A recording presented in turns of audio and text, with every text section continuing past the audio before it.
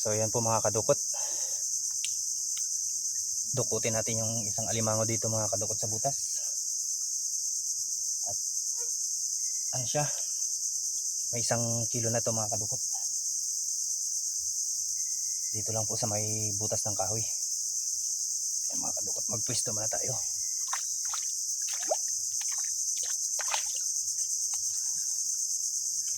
Ayos na ito. Uy, grabe.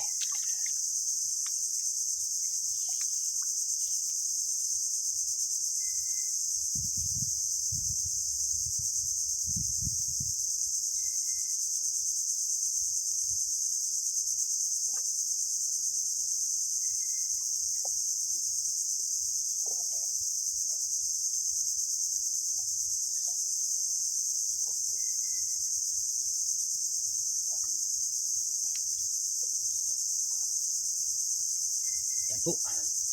Palabas na uy, naputol yung sipit.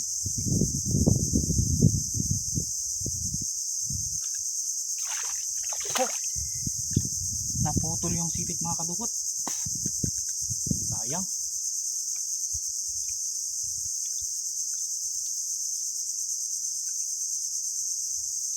Uy. Babae. Babae mga kadukot, naputol yung sipit. Sayang. Oh. Grabing laki ng babae na to mga kadukot to. Grabing taba.